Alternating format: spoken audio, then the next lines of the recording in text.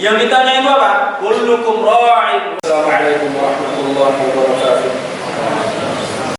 Yang ditanya itu apa? Kullukum ra'in wa kullukum mas'ulun 'an ra'iyatihi. Yang ditanya itu apa? Kullukum ra'in wa kullukum. Assalamualaikum warahmatullahi wabarakatuh. Alhamdulillah. Wassalatu wassalamu ala rasulihil amin wa ala alihi wa ashabihi ajma'in wa man tabi'ahum bi ihsan ila yaumiddin. Asyhadu an la ilaha illallah wahdahu la syarika lah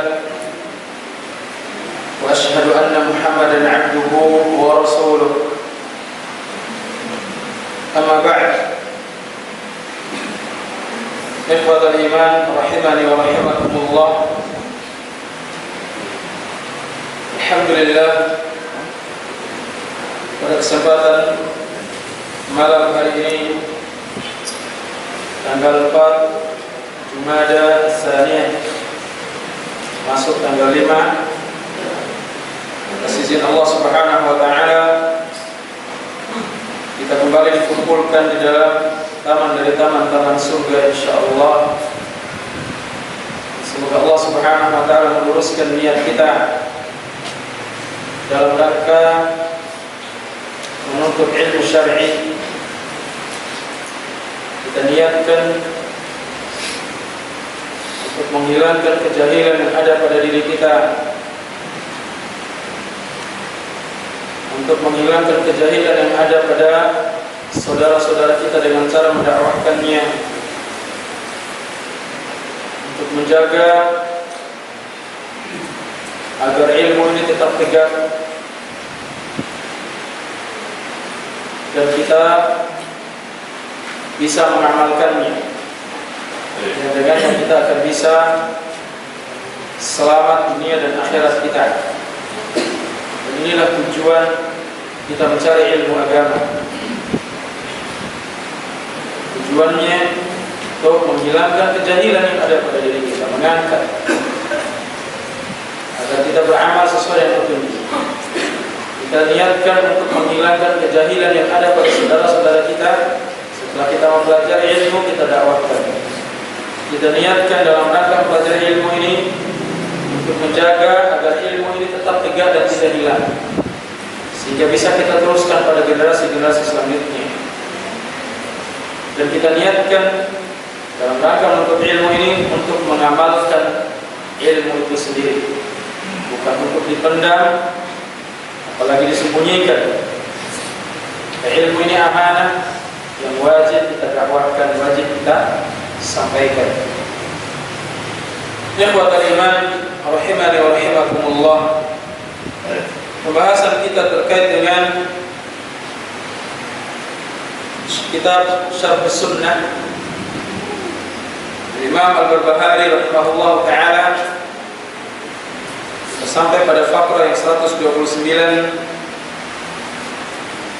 di mana beliau rahimahullah ta'ala mengatakan, wa man shalla khalfa imamin falam yaqtadi bihi fala salata lah. Dan di faqrah yang berikutnya, wal amru bil ma'ruf wan nahyu 'anil munkar bil yadi wal lisani wal qalbi bila sayf. Beliau mengucapkan, barang siapa yang salat di belakang imam dan tidak mengikuti imam tersebut, baik niatnya maupun gerakannya, atau sekadar niat atau sekadar gerakan tapi niatnya infirad, berusaha untuk menyelisih imam, mukhalafah, munfarid, mukhalif lil imam, dia hanya badannya bersama jamaah, hakikatnya dia tidak bermakmum di belakang imam. Ini keyakinan orang-orang Khawarij, takfiriyun. Mereka berkeyakinan tidak sah salat di belakang orang-orang yang berhukum dengan selain hukum Allah. Tidak sah salat di belakang orang-orang yang mereka kafirkan. Dan ini merupakan akidah yang rusak. Ada sebagian saudara-saudara kita seperti itu. Bahkan mereka sengaja tidak ikut sholat berjamaah karena mereka meyakini tidak sah sholat di belakang imam tersebut, di belakang orang-orang awam. Dan ini sekali lagi merupakan keyakinan yang rusak. Maka beliau mengatakan, "Waman shalla khalfa imamin walam aw falam yaqtadi bihi fala salata lahu." Barang siapa yang sholat di belakang imam dan tidak mengikuti imam, baik niatnya maupun gerakannya, maka fala salata lahu, sholatnya tidak sah. Kenapa demikian? Karena ini menyelisihi sabda Nabi SAW dalam hadis yang dikeluarkan Imam Al-Bukhari dan Imam Muslim dari sahabat yang mulia Anas bin Malik radhiyallahu anhu, di mana Nabi SAW mengatakan, "Innama ju'ila al-imamu liyu'tamma bih." Sungguhnya imam itu dijadikan sebagai imam dalam sholat untuk diikuti. Untuk diikuti, bukan untuk diselisihi. Maka terkait dengan masalah sholat, terkait dengan hadis ini, kalau kita bermakmum di belakang imam, kita ikut, kita ikuti gerakannya. Termasuk juga tidak boleh kita mukhalafah dalam hal gerakan. Kalau imam sudah ruku, kita ikut ruku segera. Karena Nabi SAW mengatakan, "Idza kabbara fakabbiru." Jika imam bertakbir, maka ikuti takbirnya. Wa idza raka'a farka'u, dan apabila imam itu ruku, maka segera ruku.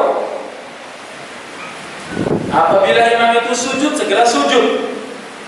Apabila imam itu bangkit dari sujud, segera bangkit dari sujud. Gak boleh kita lama-lama dalam sujud sementara imam sudah bangkit. Ya sunnah kita lama-lama dalam sujud, tapi mengikuti imam wajib. Jangan kita mendahulukan yang sunnah, meninggalkan yang wajib. Disunahkan, dianjurkan bagi kita untuk lama dalam sujud. Karena Nabi SAW mengatakan apa?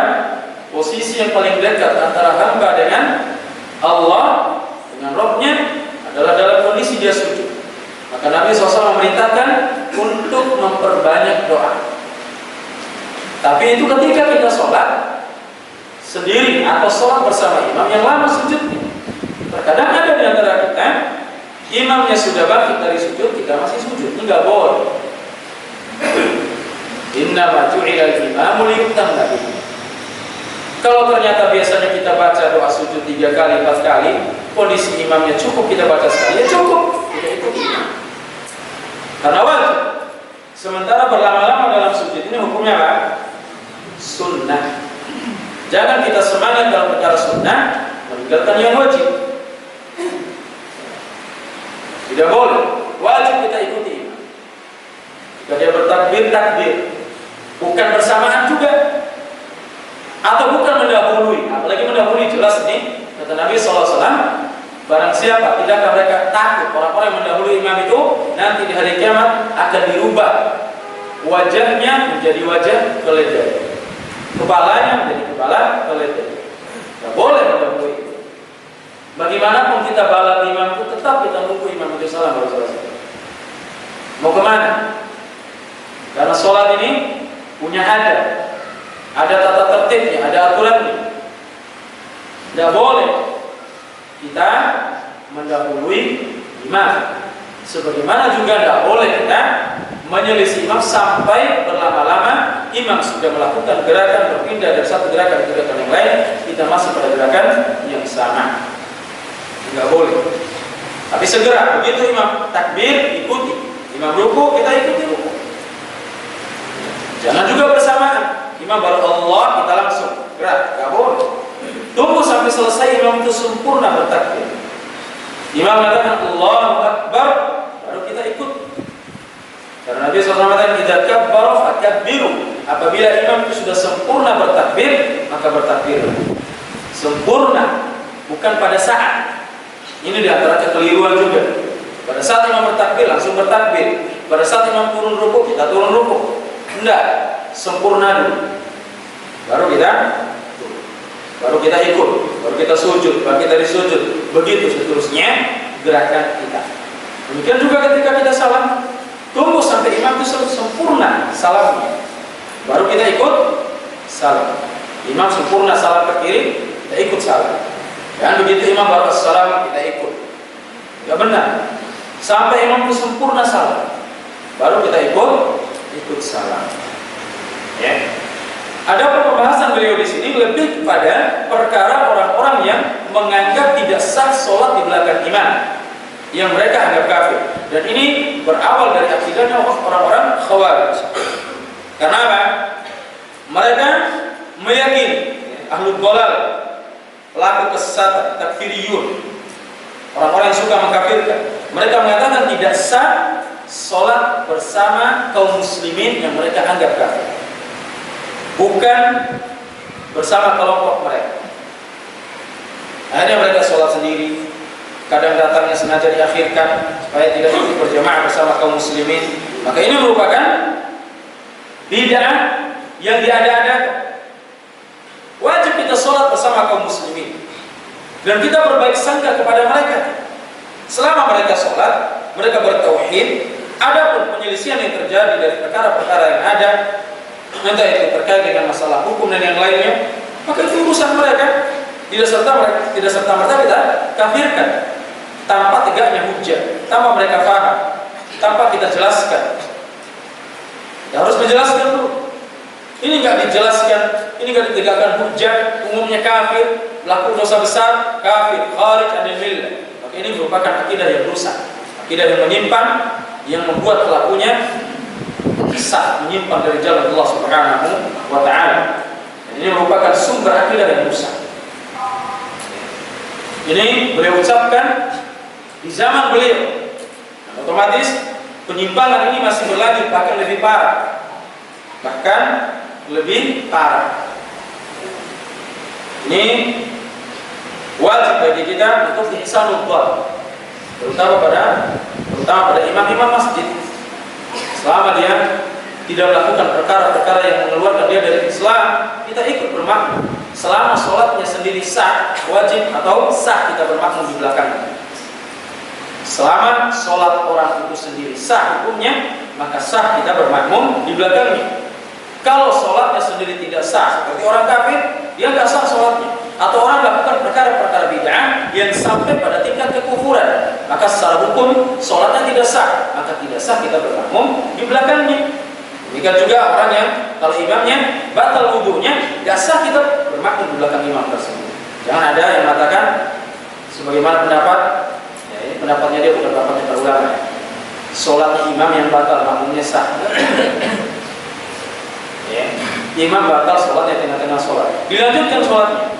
Kemudian dia bilang apa? Makmumnya nggak apa-apa, sah sholatnya. Yang batal itu saya sendiri. Ini pendapat yang sesat dan menyesatkan. Kalau imam yang tidak sah sholatnya, nggak sah kita bermakmum di belakang. Ini kaidah. Kalau dia sah sholatnya sendiri, maka hukum bermakmum di belakang orang itu hukumnya sah. Ya. Ini terkait dengan ucapan beliau, wa man shalla khalfa imamin falam yaqtadi bihi fala sholata lahu. Barang siapa yang sholat di belakang imam dan tidak mengikuti imam, baik dari sisi niatnya, memang niatnya dia ingin infirad, beda dengan hukum niat.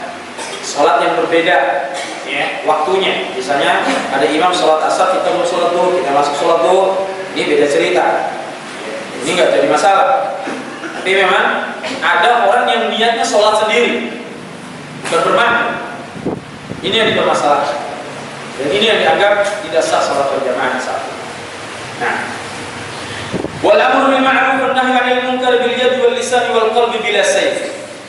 Dan ini sudah kita jelaskan pada fakro sebelumnya, bahwasanya wajibnya kita amar ma'ruf dan nahi munkar dengan tangan, dengan lisan, dengan hati, tanpa mengangkat senjata, tanpa keluar mengangkat senjata untuk mengingkari kemungkaran menurut sebagian paham seperti Khawarij dan Mu'tazilah yang berkeyakinan imam yang tidak berhukum dengan hukum Allah, wajib kita angkat senjata, wajib kita ingkarul munkar dan angkat senjata.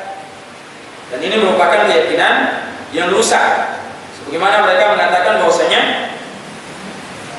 inna sultan fasik, wa hadza min inkaril munkar. Sultan, penguasa yang fasik, seperti melakukan kemungkaran, sebagian kemungkaran yang terjadi, ini wajib kita ingkarul munkar dan angkat senjata.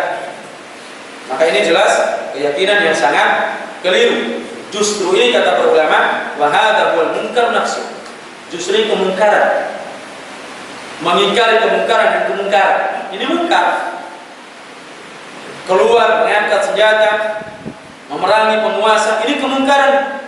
Justru lebih besar daripada kemungkaran yang terjadi. Melakukan demonstrasi dan semisalnya, ini kemungkaran. Kemungkaran tidak bisa diingkari dengan kemungkaran yang sama, atau lebih parah. Justru demonstrasi dan yang lainnya, ini kemungkaran jauh lebih besar daripada kemungkaran yang ditimbulkan oleh para penguasa tersebut atau yang ada pada para penguasa. Karena apa? Namanya demonstrasi, mengangkat senjata, ini akan membuat kekacauan yang terjadi, akan menimbulkan fitnah, kerusakan. Karena tidak sedikit orang-orang yang menunggangi hal-hal seperti ini, perbuatan seperti ini, sehingga justru Islam itu akan dirusak namanya dengan sebab perbuatan Islam ini dirusak oleh umat Islam itu sendiri dengan perbuatan-perbuatan mereka yang menyelisihi dalil, menyelisih aturan yang ada dalam Islam, sebagaimana bom bunuh diri dan yang lainnya. Ini kerusakan, sehingga banyak terjadi pemboman yang juga mungkin terkadang dilakukan orang-orang kafir mengatasnamakan umat Islam, karena memang kesalahan dari umat Islam itu sendiri. Demikian juga demonstrasi dan yang lainnya. Terkadang ini terjadi juga ditunggangi oleh orang-orang kafir, bahkan memang diprakarsai oleh mereka. Tujuannya untuk apa? Merusak Islam itu, untuk apa namanya, merobek-robek citra Islam. Ini tujuan mereka. Dan ini semua timbul atau terjadi disebabkan oleh kaum muslimin itu sendiri. Maka di sinilah kenapa para ulama melarang hal-hal semacam itu. Karena tidak ada tuntunan dari Nabi SAW. Ingkarul munkar dengan cara yang baik, sudah ada aturannya. Demikian juga terkait dengan para penguasa yang zalim, sudah ada aturannya.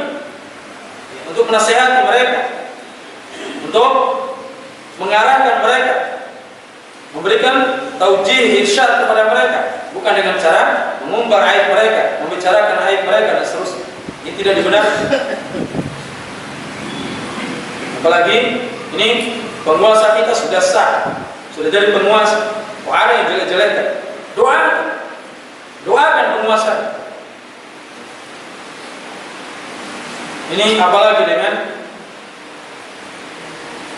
kondisi sekarang ini yang lumayan memanas, mengangkat, menjatuhkan. Justru yang dijatuhkan terkadang penguasa yang masih sah sebagai penguasa kita. Enggak boleh. Kita harus berusaha mendoakan mereka. Dia masih penguasa kita, sah. Sementara pihak yang lain ini bukan penguasa kita. Bahkan yang lebih aneh lagi, masih ada yang hidup di negeri ini memuji penguasa yang lain. Dia hidup di negeri ini, yang dipuji penguasa yang lain. Apa manfaat?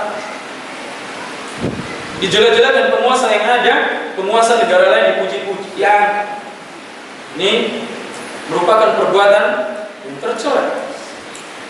Apa salahnya kita doakan buat penguasa kita? Doakan kebaikan, doakan jalan hidayah buat mereka. Mintakan supaya mereka diberikan taufik Allah Subhanahu wa taala kepada kebaikan. Ini bermanfaat daripada kita mencela mereka, mencaci maki mereka. Apa yang kita dapatkan? Yang kita peroleh, kebaikan apa yang kita peroleh? Tidak ada. Justru kerusakan.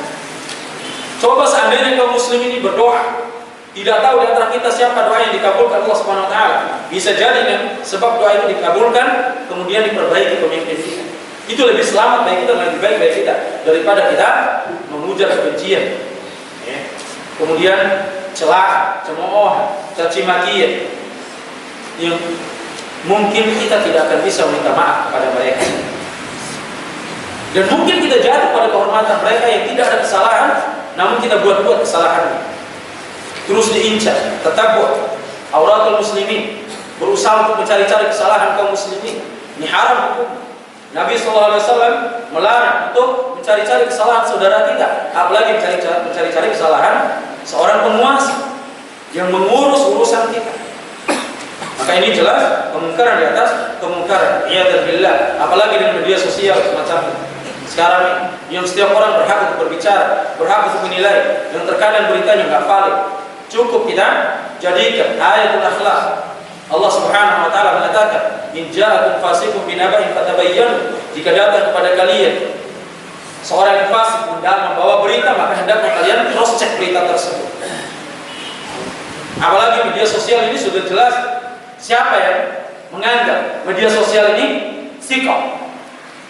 Ada yang berani mengatakan, bersumpah dia mengatakan media sosial sekarang ini sikap. Mudah diedit. Jangankan berita-berita lewat tulisan, untuk video saja diedit. Badannya sebulan, kepalanya sebulan. Dan kita sudah tahu seperti itu, masih saja percaya dan masih saja kita bagikan, kita sebarkan. Ini hati-hati. Setiap yang kita lakukan ini, yang kita bagikan, yang kita sebarkan, yang kita tulis, yang kita bicarakan, semuanya dicatat. Ma yalfidu min qawlin illa ladaihi raqibun atid. Tidak ada yang keluar dari ucapan kita, termasuk perbuatan tangan kita yang kita catat, yang kita tulis, melainkan di sisi kiri dan kanan kita ada malaikat pencatatnya. Maka berusaha kita membuat catatan yang baik yang kita akan temui di akhirat kelak, daripada kita mengujar kebencian, kemudian melakukan hal-hal yang tidak ada manfaatnya untuk diri kita, untuk agama kita, yang justru akan mengurangi timbangan pahala kita kelak dari kiamat. Tinggalkan itu semua, tidak ada manfaat. Tinggal sudah tahu berita-berita dusta, hoax misalnya, sudah tahu masih saja percaya. Ini aneh. Sudah dia bilang, ini jangan terlalu percaya berita, tapi dia sebarin.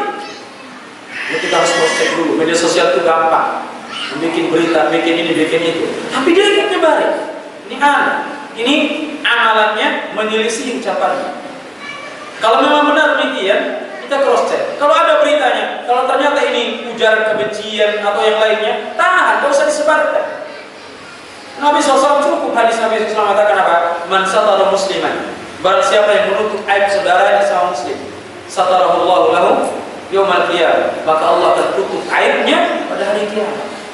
Sibukkan diri dengan aib kita, dengan kecacatan yang ada pada diri kita, khalal yang ada pada diri kita. Sibukkan diri untuk introspeksi diri kita, daripada kita sibukkan diri untuk memperhatikan kesalahan orang lain, apalagi kesalahan pemimpin, penguasa.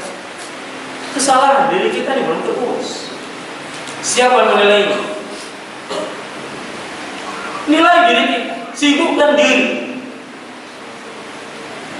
Ini orang-orang yang mengurus semacam ini terkadang apa? Rumah tangganya nggak diurus. Rumah tangganya nggak diurus. Anak istrinya terlantar. Anak istrinya nggak dididik sesuai dengan petunjuk Allah dan Rasulullah SAW. Sibuk untuk mengurus orang lain. Antum nggak ditanya, kenapa? Yang ditanya itu apa? Kullukum ra'in wa kullukum mas'ulun 'an ra'iyati. Setiap kalian adalah pemimpin dan setiap yang memimpin akan dimintai pertanggungjawaban atas yang dia pimpin. Yang kita pimpin siapa? Tidak ditanyakan. Setiap yang dipimpin akan menanyakan tentang kepemimpinan yang memimpin. Enggak. Yang ditanya, setiap yang memimpin akan ditanyai, dimintai tanggung jawabnya atas apa yang dia pimpin. Yang kita pimpin anggota keluarga kita. Bagaimana mereka bertauhid kepada Allah? Bagaimana pemahaman mereka dalam masalah agama? Bagaimana baca Al-Qur'annya? Ini yang kita ditanya nanti di akhirat. Anak kita nggak diajarkan baca Al-Quran, yang dibicarakan kesalahan presiden kita. Mau apa? Itu nggak ditanya di kuburan. Kenapa kamu nggak protes kesalahan presiden? Enggak. Yang ditanya nanti di kuburan, bagaimana kita mengurus keluarga kita. Ini yang paling utama, paling fokus. Kalau seandainya seluruh keluarga perhatikan masing-masing keluarganya, maka gak akan ada berita-berita seperti ini yang terjadi. Gak akan ada hal-hal yang terjadi, kekacauan seperti yang kita hadapi sekarang. Coba masing-masing diri itu sibukkan dengan urusannya masing-masing. aib yang ada pada diri kita sudah cukup banyak. Dosa, kesalahan yang kita lakukan setiap hari sudah cukup banyak. Penglihatan kita melihat hal yang haram. Sudahkah kita perhatikan bagaimana kita berusaha menutup kesalahan kita dari penglihatan? Ini baru penglihatan. Pendengaran kita masih ada banyak mendengarkan musik-musik misalnya, perkara yang haram. Bagaimana untuk menghapus dosa dan kesalahan kita dari pendengaran kita ini? Ini yang harus kita pikirkan. Hati kita yang mungkin masih mencintai selain Allah, lebih cinta dia daripada mencintai Allah Subhanahu wa taala. Perbaiki hati kita. Ini urusan tauhid. Karena ini akan ditanya oleh Allah Subhanahu wa taala, "Wa man rabbuk?" Siapa Tuhan? "Wa man dinuka?" Apa agama? "Wa man hadzal ladzi bu'itsa fikum?" Dan siapa laki-laki yang diutus di tengah kalian? Ini yang ditanya. Masalah tauhid.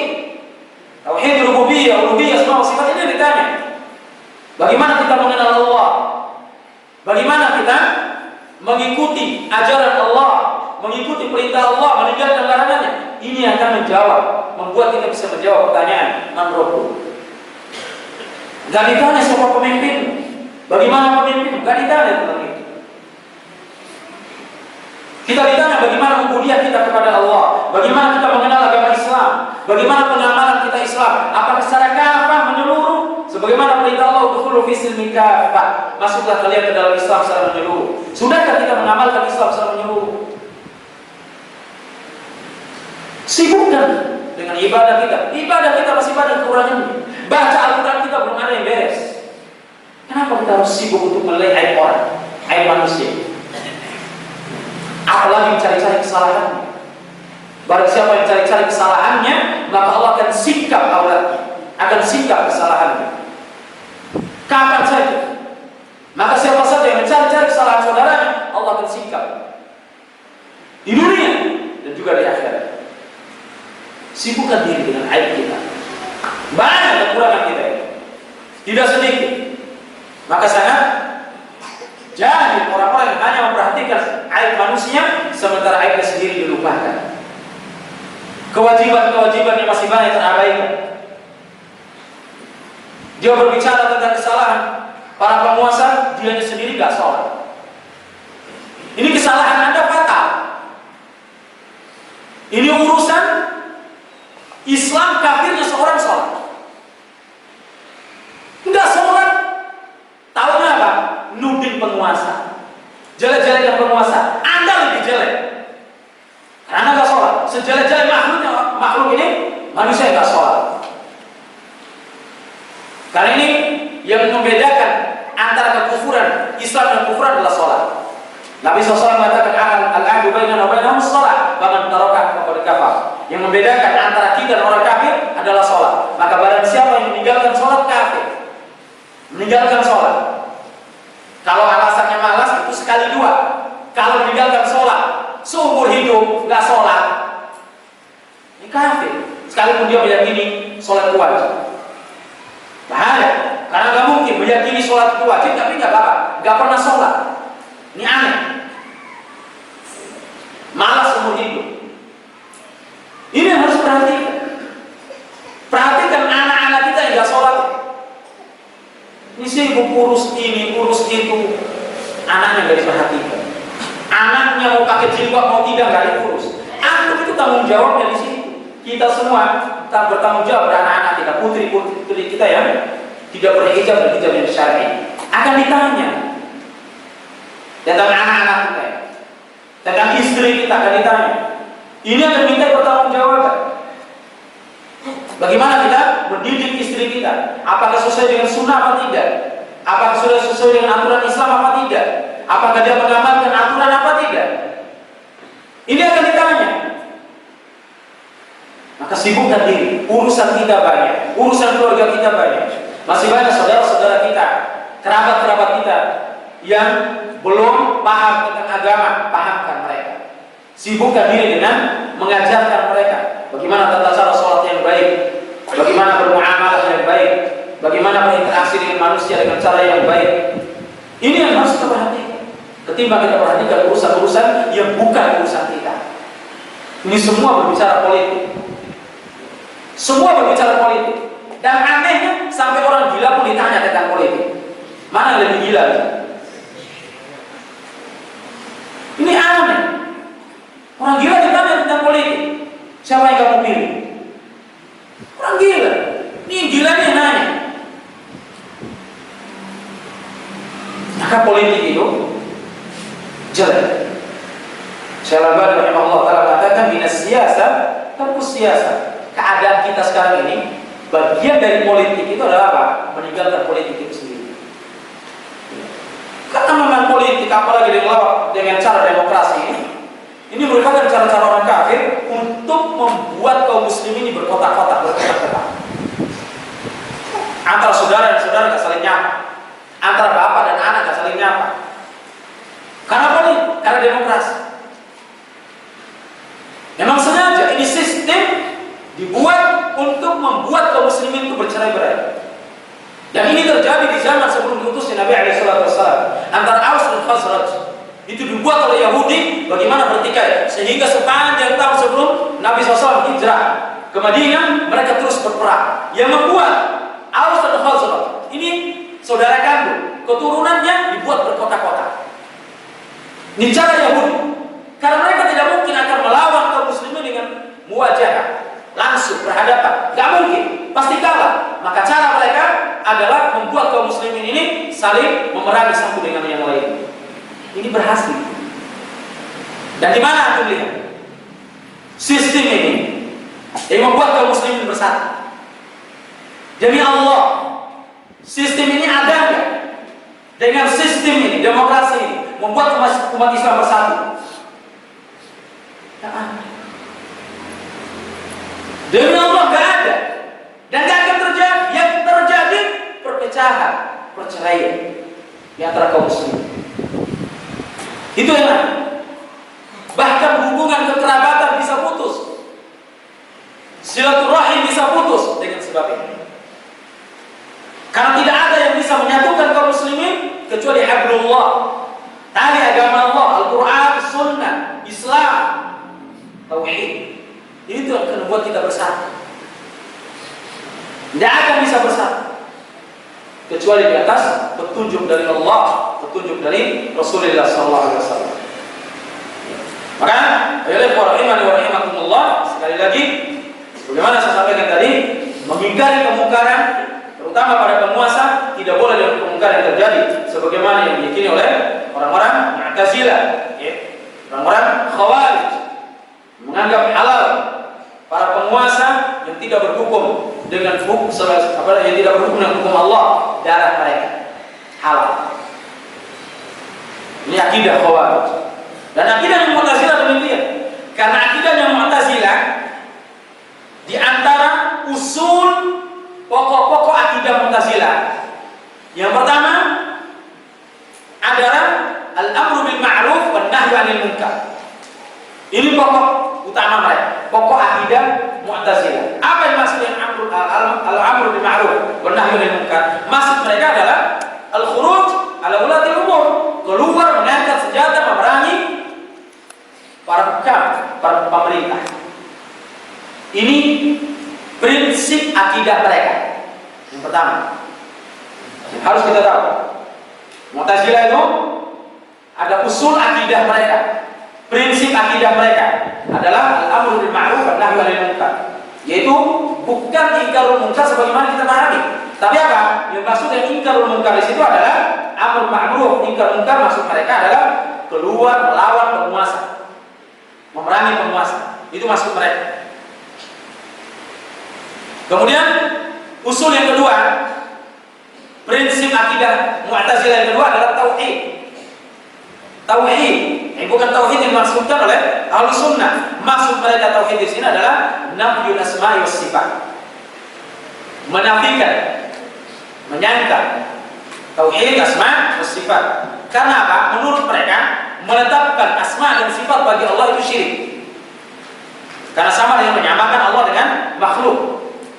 Ini usul akidah mereka, wajib dipahami. Jadi kalau mereka berbicara tauhid, bukan tauhid yang dimaksudkan oleh Ahlussunnah wal Jamaah, tapi tauhid menurut mereka adalah meniadakan nama-nama dan sifat-sifat Allah. Ini usul Mu'tazilah. Usul yang lainnya yang ada pada mereka adalah al-adl, keadilan. Apa keadilan di sini maksud mereka adalah menafikan takdir Allah. Menafikan takdir Allah. Maknanya apa? Kalau Allah itu mengadab hambanya, sementara Allah yang telah mentakdirkan atas hambanya yang bermaksiat, maka Allah tidak adil. Kata mereka, maksiat Allah yang ciptakan. Berarti Allah tidak adil kalau Allah menghukum hamba-hambanya. Kalau kita tidak punya ilmu, maka kita akan membenarkan ungkapan mereka. Benar Allah. Kenapa Allah ciptakan kemaksiatan? Allah yang menakdirkan saya untuk bermaksiat. Kenapa Allah mengadab? Ini akidah mereka. Mereka menafikan takdir.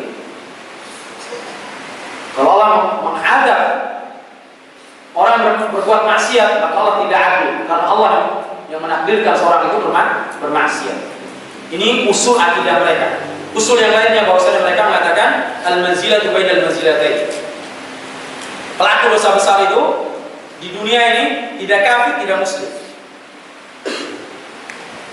Mereka katakan tidak kafir, tidak muslim. Mereka berada di antara dua kondisi. Sedangkan di akhirat kata mereka khalidun mukhallad finnar, kekal di neraka selama-lamanya. Pelaku dosa besar. Jadi pezina menurut mereka kafir. Pembunuh menurut mereka kafir. Tapi di dunia tidak kafir, pembunuh menurut mereka tidak kafir, tidak muslim. Pezina demikian, tidak dikatakan kafir, dan juga dikatakan apa? Muslim. Tapi di akhirat hukumnya kekal di dalam neraka selama-lamanya. Kalau khawarij, pelaku dosa besar kafir di dunia, di neraka di akhirat sama dengan Mu'tazilah, kekal di dalam neraka selama-lamanya. Ini akidah mereka. Ini usul pokok-pokok akidah Mu'tazilah. Itu al-manzilah bainal manzilatayn. Tempat di antara dua tempat. Ya, kondisi di antara dua kondisi. Tidak kafir, tidak mukmin. Usul yang kelima, ini 5 usul pokok mereka. Yaitu apa? Infadul al-ba'id. Allah itu wajib melaksanakan ancamannya. Artinya apa? Allah Subhanahu wa taala wajib mengadab pelaku dosa besar. Jadi tidak ada masyiah. Tahtal masyiah itu tidak ada, kata mereka. Wajib diadab pelaku dosa besar ini. Kalau Ahlus Sunnah, pelaku dosa besar selain syirik itu tahtal masyiah. Ini akidah Ahlus Sunnah. Kalau akidah Mu'tazilah enggak. Allah wajib mengadab pelaku dosa besar. Enggak boleh tidak. Ini sebenarnya dari usul mereka ini sudah saling bertolak belakang. Kalau orang yang cerdas memperhatikan. Namun demikian, karena mereka memang orang-orang yang jahil dan orang-orang yang diseret oleh mereka adalah orang-orang yang jahil pula, yang tidak mau memperhatikan usul akidah mereka. Inilah adalah rahimakumullah ungkapan Imam Al-Barbahari rahimahullah taala di Faqrah 129 sampai 130. Kemudian di Faqrah yang berikutnya beliau rahimahullah mengatakan wal masturu minal muslimina man la yadhhar minhu riba. Bahwasanya seorang muslim yang tertutup dari kesalahan-kesalahan hukum asalnya. Seorang muslim itu adalah mereka berada di atas kebaikan hukum asal. Selama tidak ada yang nampak dari mereka perbuatan-perbuatan yang meragukan kita. Artinya al-aslu bil muslim al-adalah. Asalnya seorang muslim itu adil. Tidak melakukan kemungkaran, hukum asal. Wala tusi'u dzan bi akhikal muslim. Enggak boleh kita berprasangka buruk terhadap saudara kita selama masih kelihatan dia berbuat baik. Maka hukum asalnya dia baik. Hukum asalnya dia baik. Tidak boleh kita hukumnya begini, hukumnya begitu. Selama belum nampak dari mereka hal-hal yang membuat kita ragu akan akidah mereka, agama mereka, seterusnya. Ini hukum asal. Dan wajib kita ihsanul dzan, berbaik sangka kepada mereka. Hukum asal seorang mukmin, seorang muslim. Dan wajib kita tinggalkan yang namanya berprasangka buruk pada saudara kita. Karena Allah Subhanahu wa taala mengatakan, "Ya ayyuhalladzina amanu ijtanibu katsiran minadh dhann." Wahai orang-orang beriman, tinggalkan oleh kalian, jauhi oleh kalian kebanyakan dari apa? Prasangka. Kenapa demikian? Inna ba'dadh dhanni ithm. Karena sebagian dari prasangka itu apa? Dosa. Ya, dosa. Wala tajassasu. Dan jangan kalian berusaha untuk mencari-cari kesalahan saudara kalian. Wala yaghtab ba'dukum ba'dha. Dan jangan kalian membicarakan aib saudaranya. Sebagian membicarakan kesalahan saudaranya. Ghibah, menyebutkan aib yang ada pada saudaranya. Yang namanya ghibah itu aib yang ada, bukan yang tidak ada. Kalau yang tidak ada namanya tuduhan. Ketika ditanya kepada Nabi SAW, "Ya Rasulullah, bagaimana kalau yang kami bicarakan itu ada pada orang yang dibicarakan?" Kata Nabi SAW, "Apabila apa yang kalian bicarakan itu ada, maka kalian telah menggibahinya. Kalau apa yang kalian bicarakan tidak ada, maka kalian telah menuduhnya." Kadang kita nggak sadar kita ungkapkan, ini saya nggak ghibah nih, kenyataan yang ada. Itulah ghibah. Kenyataan yang ada itu ghibah. Kalau nggak kenyataan berarti ada menuduh. Kadang dalilnya ini enteng sekali. Saya nggak membicarakan, nggak membuat-buat. Tapi kenyataan nggak ghibah kok. Kenyataan memang benar seperti itu. Ya tetap itulah ghibah. Jadi ghibah itu yang ada pada saudara kita. Kita membicarakan di belakangnya sesuatu yang dia tidak senang untuk dibicarakan, untuk disebutkan. Itu ghibah. Jadi jangan lagi berdalil, saya nggak ghibahin karena memang benar ada pada orangnya. Ya Anda sedang ghibah sekarang. Kalau nggak benar ada pada orangnya, berarti Anda menuduh. Jelas? Jadi nggak usah antum mengatakan saya nggak ghibah, memang kenyataannya ada. Ghibah. Itu ghibah. Kalau nggak benar, berarti Anda jatuh pada apa? Tuduhan. Nggak boleh. Hati-hati nih, karena ghibah ini kita makan daging saudara kita yang sudah jadi bangkai. Sudah jadi bangkai. Kita memakan bangkai yang secara hukum asalnya halal. Nggak boleh, menjijikkan. Apalagi kita makan bangkai yang secara hukum asalnya adalah haram. Nggak boleh. Maka hati-hati juga dengan menghibah. Wajib kita berprasangka baik kepada saudara-saudara kita, karena Nabi SAW mengatakan, "Iyyakum wadh-dhann." Waspadalah kalian terhadap berprasangka. Kenapa demikian? Fa'idadh-dhann akdzabul hadits. Karena yang namanya dhann itu merupakan sedusta-dustanya apa? Perkataan. Sedusta-dustanya ucapan. Gak boleh kita dhann. Wajib. Kalaupun ada kesalahan pada saudara kita, bukan kita langsung membicarakan, ya, berprasangka begini dan begitu. Kalau ada kesalahan kita nasihati dan kita tutup. Nabi SAW sebagaimana saya katakan tadi di awal hadisnya, "Wa man satara musliman satarahu Allah fid dunya wal akhirah." Barang siapa yang menutup aib saudaranya sama muslim, maka Allah akan tutup aibnya dia di dunia dan di akhirat. Kalau ada kesalahan saudara kita tutup. Kecuali orang-orang yang dia menampakkan keburukannya, kesalahannya. Maka nggak mengapa kita jelaskan keburukan orang ini agar manusia waspada, hati-hati menjauhinya. Boleh. Jadi tidak mengapa kita membicarakan keburukan orang yang tujuannya agar manusia tidak tertipu, ya, tidak terpengaruh dengan keburukan orang tersebut. Sebagaimana para ulama jarah wa ta'dil, orang-orang para ulama yang menjarah, yang menyebutkan cacat yang ada pada perawi-perawi hadis, itu disebutkan supaya orang hati-hati untuk tidak mengambil hadis dari mereka. Itu boleh. Atau orang-orang yang sudah jelas-jelas melakukan kerusakan, pemahaman yang sangat menyimpang, dan dia punya pengaruh, Sebagaimana sering kita sampaikan tentang Al-Jahm ibnu Safwan, kemudian Wasil ibnu Atha, kemudian di antaranya Ibnu Sina dan yang lainnya, Ibnu Arabi. Kita jelaskan agar manusia menjauhi, agar manusia tidak tertipu dengan penyimpangan-penyimpangan yang terjadi pada mereka. Kita menyebutkan mereka ini ghibah yang dibolehkan. Jadi tidak mutlak ghibah itu tidak boleh. Dibolehkan kadarnya ada kebutuhan. Seperti kita menceritakan aib seseorang yang tujuannya untuk meminta fatwa atau untuk mengadu, ini boleh. Atau untuk menyebutkan ciri khasnya orang tersebut. Kalau tidak disebutkan, maka tidak ada yang mengenal. Misalnya kita katakan si fulan namanya fulan, ya. Fulan ini banyak nama yang sama, maka kita sebutkan ciri khasnya. Misalnya yang buta, misalnya yang begini, yang begitu, sebutkan yang apa namanya ada aib pada badannya, itu dibolehkan sekedar untuk dalil agar orang itu tahu yang mana. Jadi bolehkan.